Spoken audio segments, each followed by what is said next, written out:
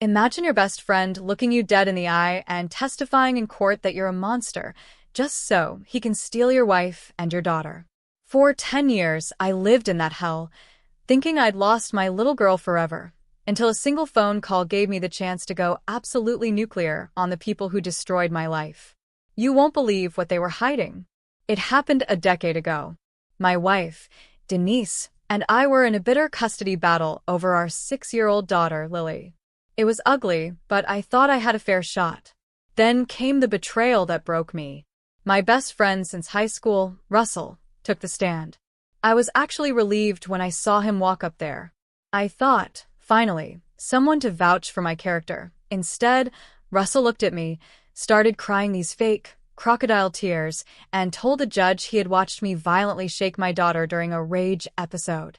My jaw hit the floor. I looked at him like I was trapped in a nightmare. He had doctored texts, edited video clips. He twisted our happy moments to paint me as an abusive psycho. I looked at my wife, and she was wiping away fake tears. The judge looked at me with pure disgust. Even my lawyer looked at me like I was a liar. That day, I lost everything. No visitation. No phone calls. Nothing. I went home and drank until I couldn't feel anything. In a drunken haze, I called Russell, begging to know why. He just laughed. It was this cold, smug sound. He said, "I've wanted your wife for so long. You know how sick I get when I'm in love." Then Denise got on the phone. She told me they'd been sleeping together for 2 years and had planned this whole thing to push me out. She said, "He'll be a better father than you ever were. You'll never see her again." I was devastated. I moved states, started over, but I never gave up hope. For 10 years, I sent birthday cards, letters, and gifts. I never got a response. I assumed they threw them in the trash. Then, out of nowhere, the phone rang. A hospital in my old hometown said my daughter, Lily, had been in a car accident. They told me my name was listed as her emergency contact. My heart nearly exploded. Why me? After 10 years of silence? I didn't ask questions. I jumped in the car and drove 5 hours, hands shaking the whole way. When I walked into the waiting room, Denise and Russell were there. They looked stunned. They clearly didn't expect to see me. Denise ran off to find a doctor, leaving me alone with Russell. And this guy, the audacity. He started talking, his voice dripping with fake sorrow, trying to play the victim. He admitted right then and there that he never gave Lily my letters. He laughed about convincing her I had abandoned her.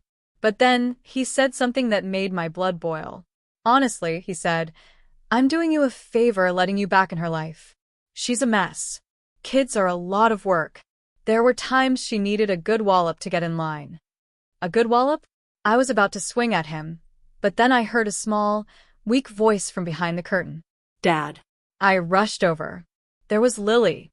She was 16 now, battered, a bandage around her head, her arm in a cast.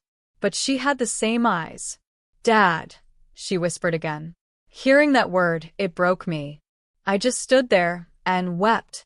Denise and a nurse rushed in. Denise tried to block me, shouting, "He's not family." But I pulled out my ID. I am her biological father, and I am her emergency contact. Lily looked at the nurse and said firmly, "I want my dad to stay." The look on Denise and Russell's faces? Priceless. The nurse kicked them out. Once we were alone, Lily told me everything. She said, "They told me you left us, that you didn't want me." I told her about the letters, the gifts, the decade of trying. She looked at me, tears streaming down her face, and said, "I know. I found them." She told me she had found a box in the attic full of my open letters. She realized they had been lying to her for years. That's why she memorized my number from the stationery and listed me as her contact. She knew the truth. Then she dropped the bomb. She asked, "Did you really hurt me when I was little?" "Because, Russell, he hurts me." She rolled up her sleeve. There were fading yellow bruises, shaped like fingers on her arm. She told me Russell had a temper, that he was driving drunk and angry when he crashed the car. I felt a rage I didn't know I was capable of. I stayed by her side all night. The next day, things got intense. A social worker from CPS, Amber, showed up. The hospital had flagged Lily's injuries as inconsistent with a car crash. They suspected abuse. And since Russell blew a high number on the breathalyzer, they were listening. I told CPS everything. About the lies, the custody battle, the hidden letters. Denise and Russell tried to ambush me in the hallway. Denise hissed, "You walk away now, or I'll make sure you regret it." I looked her dead in the eye and said, "Lily found the letters, Denise. She knows you're a liar. And the hospital knows Russell drives drunk with a minor in the car. I'm not going anywhere." They actually called the police on me, claiming I was harassing them and brainwashing Lily. But I had a secret weapon. Lily's best friend, Emma. Lily had smuggled some of the letters and photos of her bruises to Emma's house for safekeeping. My lawyer got a statement from Emma confirming Russell's abuse. We had the evidence. The court hearing was a war zone. Denise and Russell's lawyer tried to paint me as the violent one again, using the old court records. But my lawyer, Stephen, was ready. He laid it all out, the drunk driving, the hospital report, and the letters Lily found before the accident proving I never abandoned her.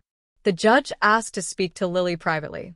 When they came back, the judge announced that the temporary custody would remain with me. Russell lost it. He stood up in court, face red, and shouted, "This is wrong.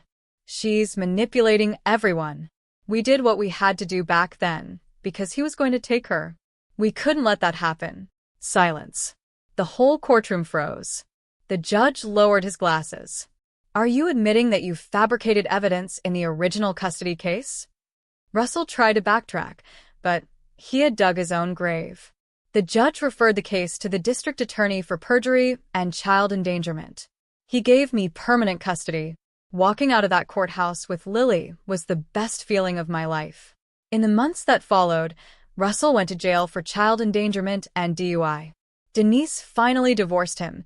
She ended up apologizing to me, admitting she was weak and went along with his lies. I don't know if I forgive her, but I'm civil for Lily's sake. Lily is doing amazing now. She's finishing school online, she's safe, and we're making up for lost time. Last night, I found her working on a photography project for school. It was a timeline of her life. There was a big gap in the middle, and then photos of us from the last 6 months. She put my old, unread letters on the table as part of the exhibit. She called it the missing years. I'm just glad they aren't missing anymore. But it makes me wonder, if you were in my shoes, and the ex-wife who helped ruin your life came back apologizing after her husband went to jail, would you let her back into your daughter's life? Or would you cut her off completely? Tell me what you think in the comments. I really want to know.